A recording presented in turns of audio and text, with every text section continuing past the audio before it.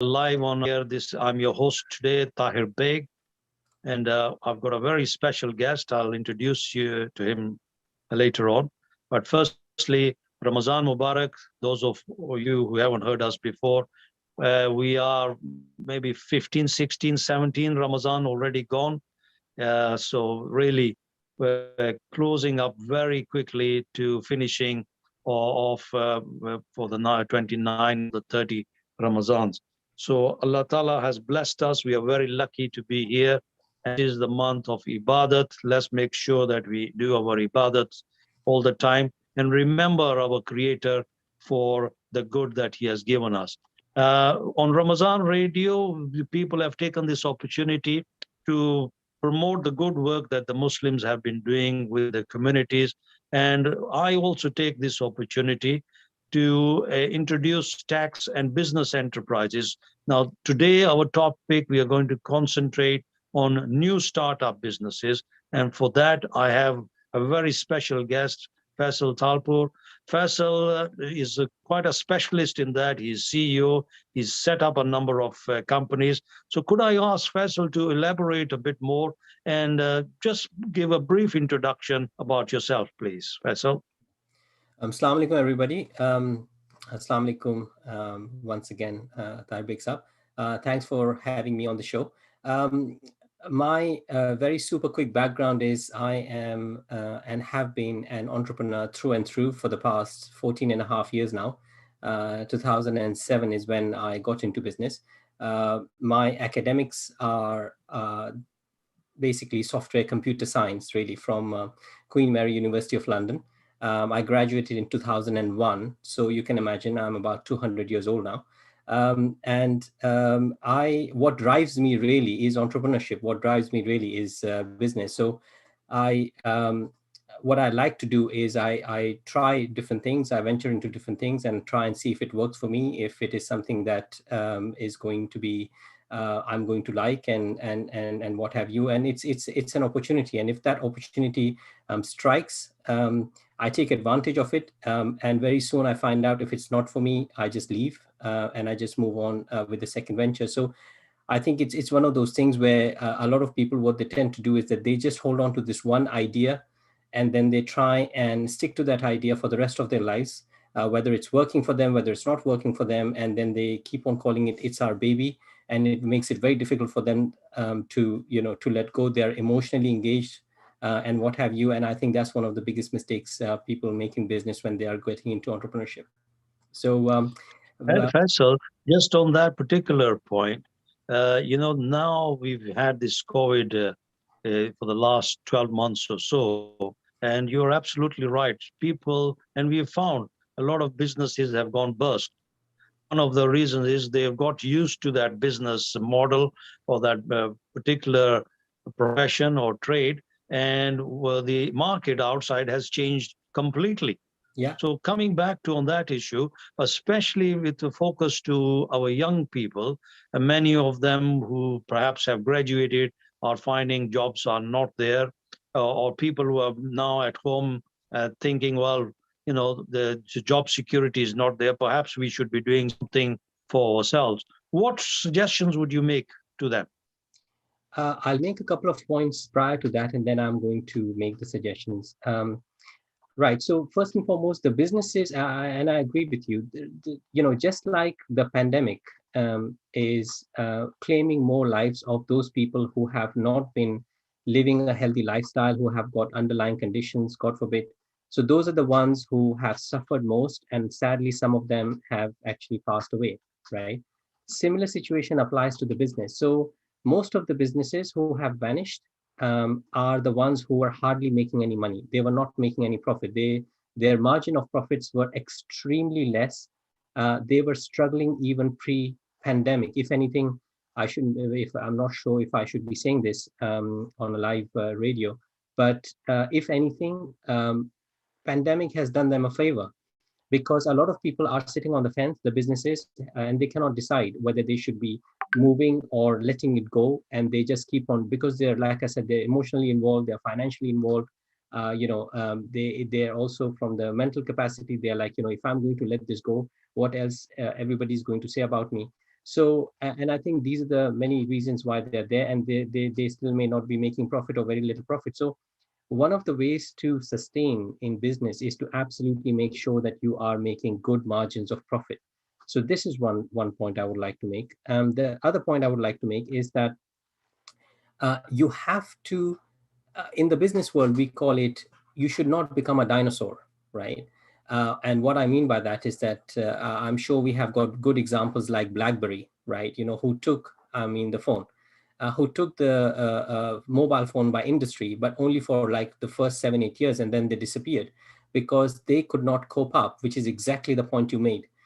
They could not cope up with the market. The dynamics of the market, the behavior dynamics of the markets are changing so rapidly, and companies don't keep up. CEOs are too busy running their operations, unfortunately, and firefighting all the time. So they don't know that the weather outside has changed.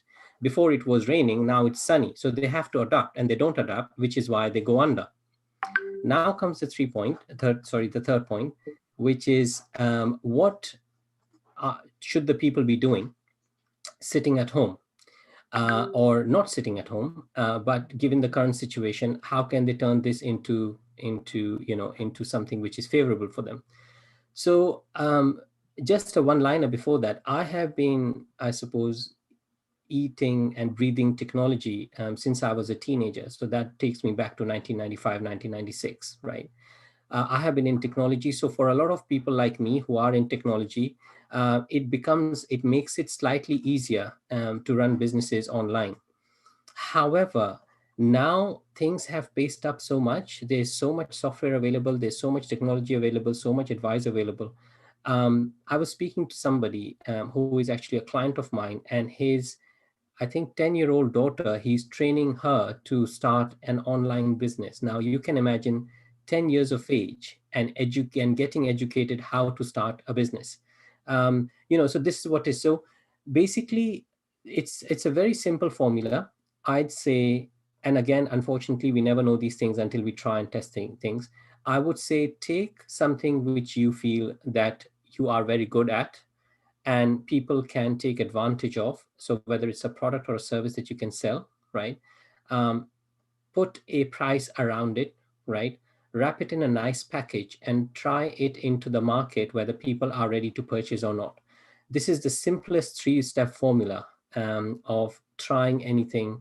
And I would suggest and recommend that every single person right now who even has got a few hours extra, sitting at home or is working from home, should dedicate their time towards this.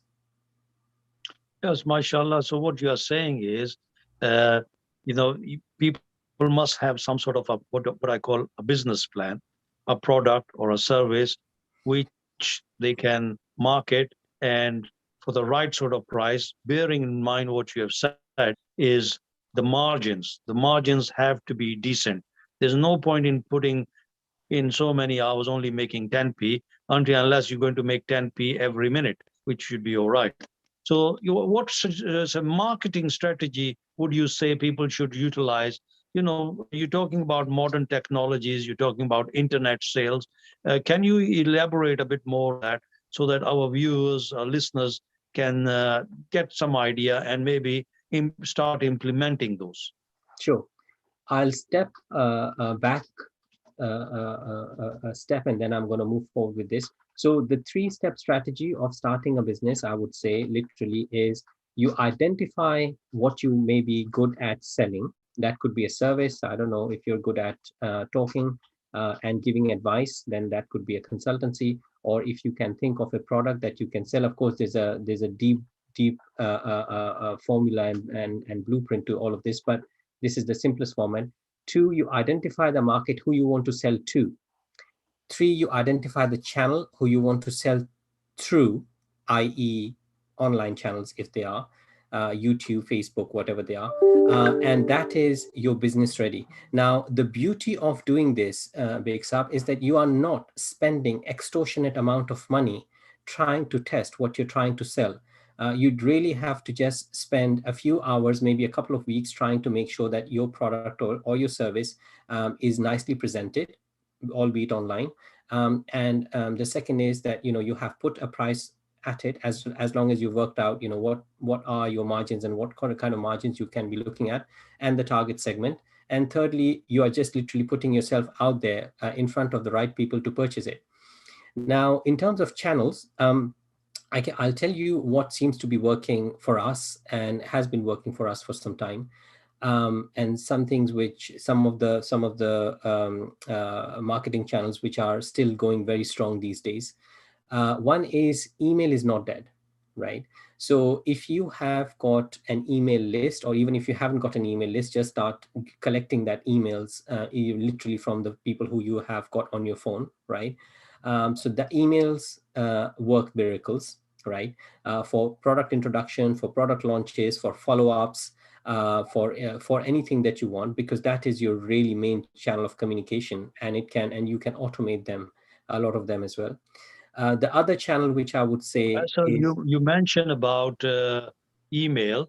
We have to get the GDPR.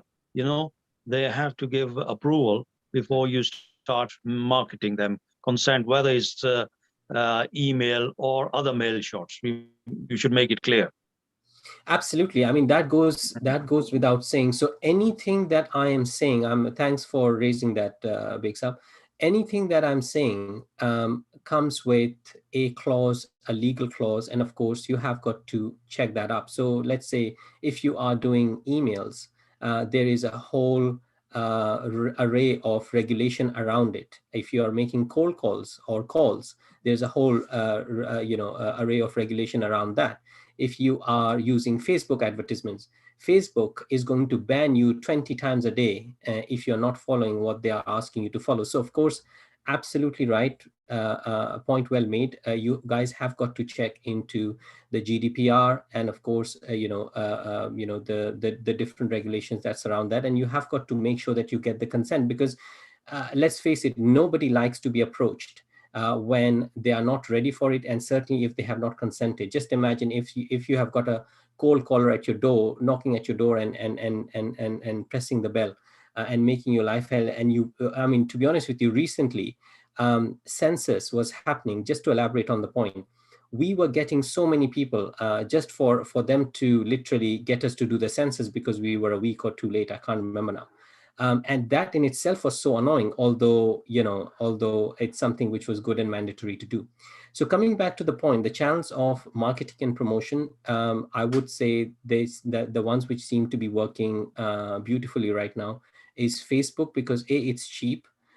Email, again, B, it's cheap. Then the next is, of course, YouTube and LinkedIn. You can use Twitter, but Twitter seems to be very expensive. Uh, Good old SEO, which is search engine optimization, seems to have come back in a very different way, but it has come back. So that's another way to generate organic traffic. You can also do PPC ads, which is a Google advertisement. So that's what it is. But Facebook advertisement, I feel, seems to be one of the best. Facebook has invested a lot in their platform. Their AI is very, very good. And they will find you the potential people. That's the beauty of Facebook. The only negative thing about Facebook ads and running Facebook ads is it's a very detailed platform. So you have to spend time learning it. But otherwise, it's amazing. I suppose that's where organizations like yours or your expertise comes handy, where people are thinking of setting up businesses. You can be their advisors, or maybe even act as their marketing guru, helping people to start get their product noticed, and eventually on people's shelves, or people buying those products or services. Sure. I'm not sure about Guru, but yes, I know a little about marketing because we have been doing internet All marketing. right, maybe not guru. We'll call you Pandit then. Okay, fair enough. Right. I think I much prefer that name actually. So yes, thanks. Yeah, so for the last 13, 14 years, we've been involved in online marketing as well as actually physical marketing as well. So we know a little about these things. Just to add to that point, Bixab, what came across 4 or 5 years ago when I had set up a few businesses, and naturally, it's a natural progression. Mashallah, you are known in the world of accountancy as the top man. So anybody who thinks of anything to do with tax, for example, thinks of yourself, right? And this is exactly, I mean, you are, I must say, the prime example of how you should be positioning yourself in the market, because think tax, think Tahir Begg, right? So this is how, in fact, the funny thing is, this is no joke, not because I am here. I can get this validated by my wife. 3 days ago, you were mentioned in a conversation to my wife. I said, I just wish I can pick up the phone to Big Saab because there was a question that was bothering us. So, you are in the front, I call it the front of mind, right? And that's how most of these companies should be promoting and positioning themselves. Because if they have got a product, that product should be promoted in such a way that people, when they think of it, it should be right the first thing. I mean, for example, I'll ask you a question. If I ask you toothpaste, what do you think of, right? And that's exactly how. Colgate. Thank you. And Yes. that's statistically true, by the way. 99% of the people, when they are asked the question toothpaste, they mention the word Colgate, right? And this is exactly, and that's what you call perfect marketing. Anyway, so coming back to what we are talking about, the fact that you mentioned, we can help people. We actually have developed and designed a program called the Entrepreneur Maker. Okay, the whole idea of the program is to help people to get into business, right? And we set up the entire operations for them from start to finish. And let me tell you the idea. There are two main real reasons behind it. One is 4 or 5 years ago, I was reading this survey, which was done by, the Gallup research company. And that survey was done amongst, I can't, don't get me, don't quote me on this, but, I think it's the figures are somewhere around across 60 countries, amongst 10 million employees over a period of 10 years. And that survey confirmed that 87% of the people who are in jobs are actually disengaged from their jobs. They don't want to be in their jobs. Given the opportunity, they would rather start their own business. Okay, 87%. Now, from my point of view, I'm thinking, that personally is actually not being loyal to the job, because if you are in a job and 87% of the time you are thinking and you're wondering something else, you're physically there, you're doing that because you've got to earn the money perhaps, or whatever your pressures are. But you are not doing justice to anybody. You're not doing justice to the company. You're not doing justice to yourself. You're not doing justice to your family. So anyway, so we came up with this program, Entrepreneur Maker, just to resolve that situation, because you may want to get into business, but a lot of people don't know how, and they don't know. I mean, I got into business literally 14 years ago with zero experience. I mean, I don't have any backbone, any bone of business in me. So I had to learn from scratch, and I only know, I suppose, and Allah knows how difficult it has been to learn everything from scratch. So that is the whole idea. So if we have more people like us who are actually, and this is another issue, a lot of people who teach entrepreneurship have actually never run a business before. Okay, so this is almost, you are going to a swimming teacher and you're saying, teach me swimming, but the guy is scared of water. He's never learned how to do swimming himself, right? Or Mm. never done swimming. This is another issue which we face. So we want people like, who are businessmen, who are entrepreneurs, existing businessmen, people like yourself, people like myself, to come out and educate the others and tell them exactly what it takes to run a business. Because once you've helped them with the initial journey, right? Because the most difficult part of starting and running a car is is the ignition and getting the momentum. Once it's got from 0 to 10 miles per hour, the rest is all, it's literally, it's very easy thereon. And I think that is what is lacking, and I think that's what most of us should be doing to help Yes, them. Faisal. First of all, I must make it clear. I mean, I only mention Colgate because that's the brand I tend to use. There are other brands in the market as well. And it also shows partly my age because when I was growing up, I think there was only Colgate available. Now, of course, we have a much, much wider choice. But, coming back to your point, you went into business, as you said, you had to struggle. Now there are courses, there are expertise available, and people should utilize those. And this is one of the reasons why we are doing this radio program, Yeah. is to encourage people. If people want to ring in ask a question or, WhatsApp a question, Ibrahim is there, he'll pass it on to us, and we will make an attempt to answer it. But the idea is to encourage our people, especially the youngsters, that, if there are no jobs about, there is still opportunity for you to set up and run your own business. From day one, it can't be a success. Some business do fail. And purely from a taxation point of view, first, the revenue obviously understand these points of view. And what they have said is, if in the first 4 years of your trading, you make losses in your business, you can offset those losses going back up to 3 years. So that is the idea is not to make losses, but when you start a business, initially it can be tough. There's no guarantee that you will always make profits. Otherwise, everybody would be a businessman. And as you said, 87% of the people who are currently employed wish they were not in that employment That's or right. doing actually something else. That's right. So Yeah, they are physically somewhere else and they're dreaming of something else. And you've made a very good point again, Tarsab, and that is, a lot of people get scared of, when we were doing some of our previous shows that we did, and you made some of the points very clear.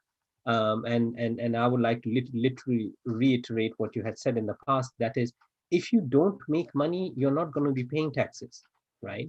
So, and I think a lot of people have this misconception that, the moment I get into business, I'm going to start to incur all these liabilities and all these issues and all these problems. I'll have to deal with the taxman. I'll have to deal with the HMRC. There's a whole myriad of things, and this is all stress. This is all worry. That's separate to running the whole entire operation business. I don't want to get into it. And, it's just like anything. I mean, when you I beg to differ with a lot of people. They say that entrepreneurship cannot be taught. Either you are a born entrepreneur or you're not an entrepreneur. And the reason I say I beg to differ with that is because when you come in this planet, when your mother gives you birth, you're not anything. You're not a swimmer. You're not a driver, right? You're not an entrepreneur. You're not skilled at anything whatsoever, right? Yes, you may be naturally inclined towards something, right? Because that's how Allah creates us, for example, right? You may be naturally inclined more towards sports. You may be naturally inclined more towards education. You may be naturally inclined more towards entrepreneurship. But that does not mean that you cannot learn the skill. I was not born a swimmer, right? I mean, but I learned swimming good enough to get a championship, right? And that's exactly the point with anything. We are not born drivers, right? It takes us 6 months to learn how to drive a car. But when you look at the road, there are millions and billions of people driving, right? Similar is the case, and this is the other thing, right? um, People don't understand, and what scares them is taking the leap of faith, right? But what they don't tend to realize is that they have been taking the leap of faith all their life, right? The first leap of faith is when they were 1 year old, when they were crawling and they started to walk, right? The second leap of faith probably is when they literally, for example, they wanted to, I don't know, do something else, started reading the book, right? I'm sure ABCD was very difficult when we were children. It's just like driving the car. When you're learning how to drive the car, it's very difficult, and you are trying to manage each and every single component and operation of what you need to do because your brain is not geared that way. But once it becomes a habit, now look at what people do. I mean, obviously not the right thing to do, but people are smoking, they're on the mobile phone, they're driving the car, they're doing multiple things at the same time, right? So I think it's all about taking action, moving forward. And yes, again, just like anything in life, nothing is guaranteed to work. What is the guarantee that you're going to get yourself a corporate job tomorrow and they're not going to fire you day after tomorrow? What is the guarantee, right? What is the yeah, guarantee that you are not going to be living past 2023 or day after tomorrow, right? So, and I think this is the challenge and the arguments I have with people. I say, listen, unless you push yourself to do it, you are never going to be able to do it. And it is an amazing thing to be in. Tarsad, mashallah, you've run your own businesses. You know the difference between working for somebody and actually running your own business. Yes, of course, it comes with a lot of stress. But it's got its advantages. Yes, definitely talking about advantages. One of the advantages is if you make profits, you retain those profits. And currently in the UK, the corporation tax rate is only about 19%, which is Yeah, very low. very low. So, when you look at it, it's some ways it's a tax haven. And we encourage our people that look, go into business, maximize profits. And of course, when we talk about business, we are talking about halal businesses. And Faisal, to add to onto that, it's only when you start making profits and you've got surpluses that you will pay zakat, which is at 2.5%. So Yeah, if you look at it from an Islamic point of view, and if I go back to the seerah of Prophet Muhammad sallallahu alaihi wasallam, he himself, when you look at his first job certification, and in modern day language, I would say he was a salesman because yeah, he worked for Hazrat Khatija. She was a businesswoman. yeah. So the business is not specifically confined to men only. No, Women, they are women businessmen, and she was a very, very successful businesswoman. And Muhammad sallallahu alaihi wasallam became her business manager. In yeah, fact, he did the sales for her. So, there are it gives us an indication that even our beloved Prophet, he was in business. Even the first lady who came Muslim, Hazrat Khadija, she was a businesswoman. And it's only when we start making these profits that we are obliged as Muslims to give 2.5% of our wealth, which we have held for a period of 12 months, as zakat. And I always say, we as Muslims, we as a community, we need to be the upper hand being the one that gives rather than the lower hand, the one that receives. And you run these courses. I've always been encouraging our community that look, there are opportunities there. Go out and try and explore those opportunities. And if it is written for you, then inshallah it will happen. absolutely right. Some of the things so beautifully put you have. I would love to add to that, Tarsab. And one of the things that you've mentioned, if we were to put the Islamic point of view of this, right, I cannot stress enough that you cannot get more Islamic than becoming an entrepreneur. And let me explain you why I say that. Um, I feel this world really is being run by entrepreneurs. Okay, if everybody was working for somebody, that somebody has to be an entrepreneur, right? Number one. Number two, um, the way I see this is that when you are a business owner or a CEO, and if you are making money, if you are employing people, right, you actually end up becoming the fuel of the economy. Okay, you are literally mobilizing the entire economy, although albeit a very small component, but you are part of mobilizing the entire economy. Now imagine all these small little efforts that are being put by people like yourself, people like well, with you it's a big effort, but a small effort from people like myself, for example, right? And we are contributing into the community the little we can, right? We are employing people, we are paying their salaries, right? One person employed may have a wife and kids, or a lady employed, she has got a husband or and kids, right? So you are literally making the circle go round if you become an entrepreneur, right? And you are doing yourself a favor, you are doing, I suppose, your family a favor, right? And there are you are mashallah, in the on the tax field, you're the tax specialist.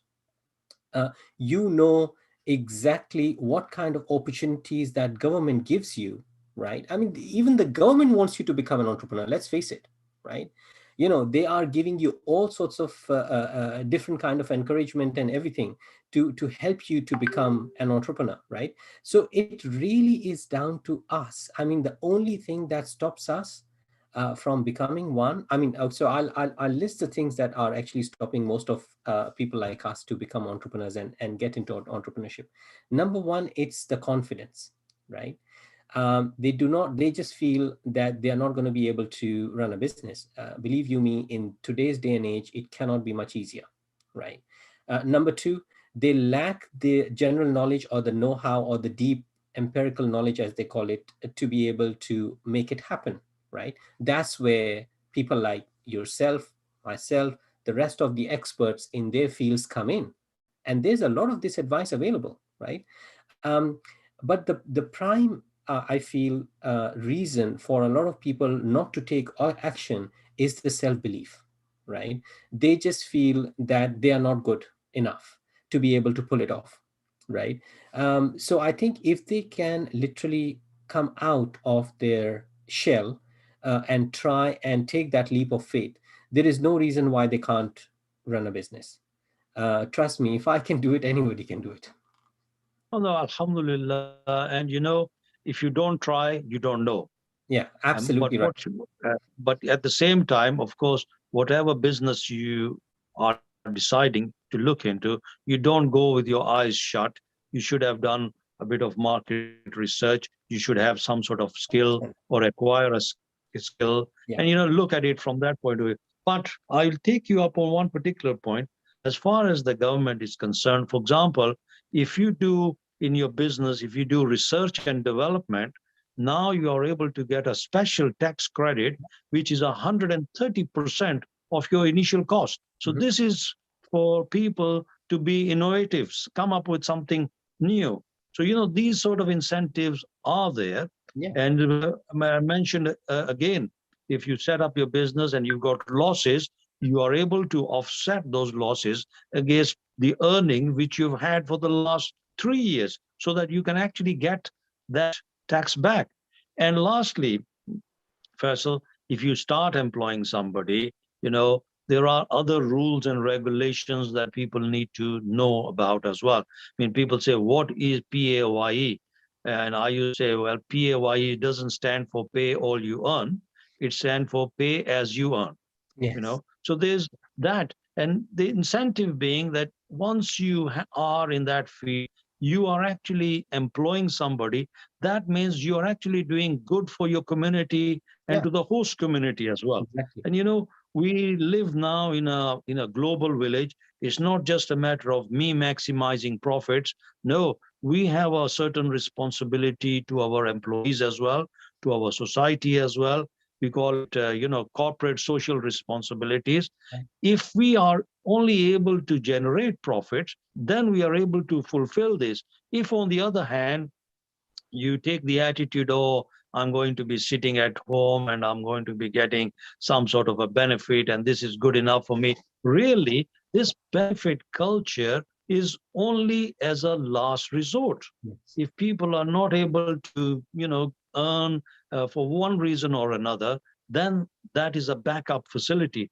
Otherwise, really, even when you go out and you are earning a crust, making a business, doing something creative, earning a crust for yourself in a halal way, that itself is an ibadat. And we as a Muslim society, we want to encourage our people that, look, don't be sitting at home, get out and do something and create wealth. It's good to create wealth as long as it is halal, because that way the whole of the community, the country itself where we live, because when we create wealth, it's only then that you start to pay taxes. And with those taxes, we have the NHS, we have the police service, the fire brigade, and all the other services that we have. So it's an encouragement for us to really go out and be productive. Business, as I said, is one of the best ways of doing it. 100% agree with you. And what I would like to add is that, you know, we should, most of us, we should rather be contributors to the society rather than taking from the society. Because what happens is that, and there is a psychological aspect to this as well, Bakes up. If you are listen, obviously I'm not talking about people who have no options. I'm not talking about people, of course, who unfortunately cannot work, or for reason one or reason two, or for whatever reason. I'm not talking about those exceptions, but I'm talking about those people who perhaps may need that little nudge, right? And only because they have fallen into that comfort zone. I mean, don't get me wrong, don't get me wrong. I think a lot of these people have also even tried but failed, right? And they may have given up, right? And this is where the problem starts to arise, right? I mean, you don't give up on life, okay? You only give up on life when you go into the grave, okay? So you should continue to try. And even for a lot of people, for example, even if they are disabled, god forbid, right, or they cannot do a lot of physical activity, and I'm sure we all have family members like that, in our families, where they are not active, and it's not by choice. Unfortunately, their health doesn't allow them or whatever, and they cannot function, right? They have got less of an excuse if they only put their mind in the right order. They have less of an excuse with the internet these days, right? They can still run a business doing no physical activity and earn money literally by doing what you and I are doing, which is showing up in front of a desktop computer or a laptop computer and doing some activity, right? So all they've got to do, as long as they are able to sit in a chair and they're able to use their brain, right? If they're not brain dead, and they can use the brain, there is no reason why they cannot explore. There is no reason why they cannot experiment. There is no reason why they cannot discover. There is no reason why they cannot earn money. Okay. And look at the days. I mean, let's just compare now to 20, 25 years ago, right? Getting into business, you needed to have 50,000 pounds, 100,000 pounds, 200,000 pounds. Now you can literally get into business trying with a couple of thousand pounds, sometimes even not that, right? So I think the list of excuses have gone down because there aren't any, right? And when you are into that benefits culture, like you mentioned, what happens is that it takes a toll here, right? I mean, just like, for example, people sitting at home, healthy people sitting at home, thanks to Corona and what's been going on, right? It has been doing their head in. Similar is the case, and we don't realize it. We go into this deep depression, in a silent deep depression, which we don't know about, simply because we are on handouts from the government, okay? Or for whatever reason. Again, I'm not talking about the exceptions who cannot unfortunately do anything. I'm talking about those who have the option or the ability, but still choose not to because they've tried in the past once or twice, and perhaps their fate has not been very kind to them, and they've given up, and they're like, sort this. I'm in my comfort zone. I'm happy the way I am. But what they are not understanding is that it's taking a toll on their mental health. It's taking a toll on their physical health. It's taking a toll on their confidence. It's taking a toll on their self-empathy, right?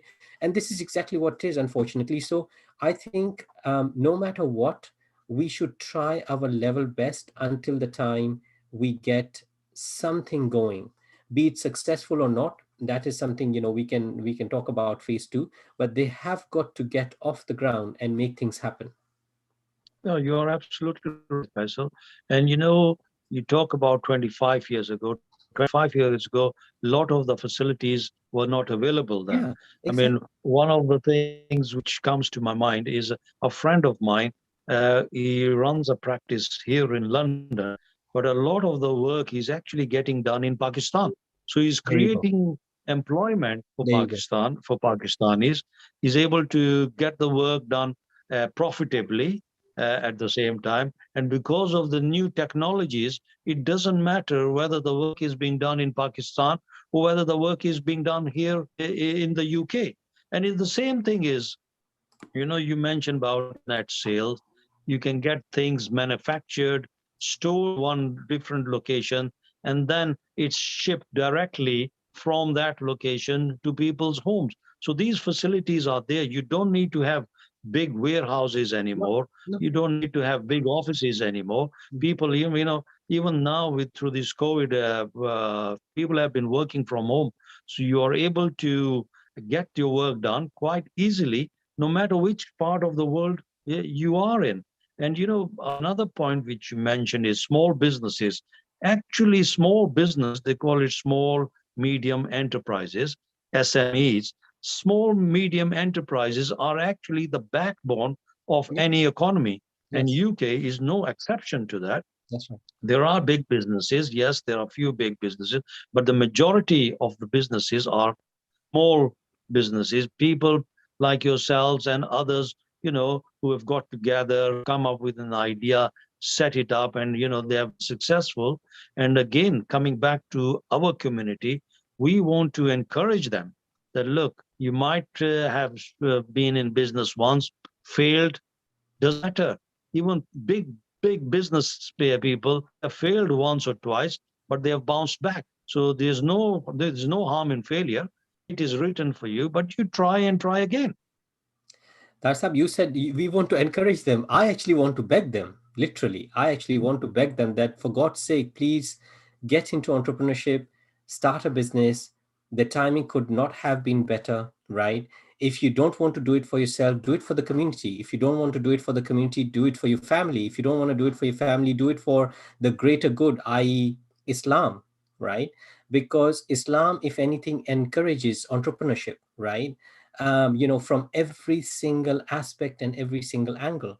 And even from the greater good perspective, we cannot, if we are, I mean, listen, I was employed for the longest of time myself. So I'm not saying that there is anything wrong in being employed and working for somebody. Of course, you have to. Unfortunately, if you don't have employees, you cannot have CEOs and business owners and entrepreneurs. Of course, it doesn't work like one way. But what I'm trying to get to, I suppose, is that we cannot become a powerful, when I say we, I mean the Muslims, cannot become a powerful force in the world, right, unless we take up entrepreneurship, period. Okay.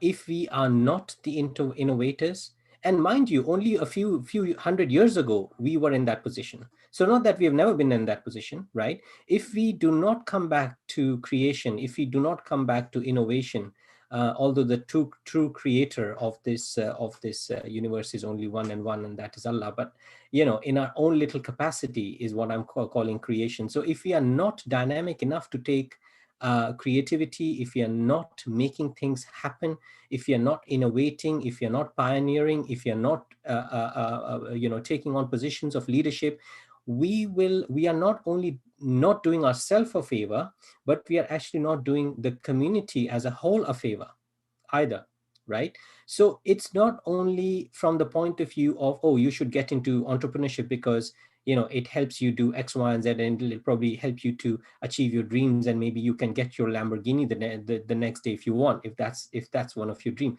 None of that, right? What you really should be doing is from the perspective of, okay, so if I want to become an entrepreneur, just imagine, this is how my thinking works. For example, so if I'm employing 15 people, and let's say if those 15 people have got three average members in their family, that means I'm supporting 45 people. Okay, this is without giving any charity, this is without giving any what do you call it, zakat. This is without doing anything on the side that you would do it for Allah, right, and for yourself, for selfish reasons, to gain the goodness of Allah. But you are doing this because you are helping all those people, right? Because they themselves have got families. So this is one level down, and then the second is one level up, and then the second level up is, of course, they themselves, because they are enabled, they are then creating and extending the circle to the rest of the people. Plus, when you're making money, you're giving it to the government, right? All the governments in the world, right? I would not like to disprove any government whatsoever, right? They always try their best to keep their people happy. Of course, we always remain unhappy no matter which government we are under. But they are, so you're helping the government, you're helping the community, you're helping the society, plus you're helping the religion, right?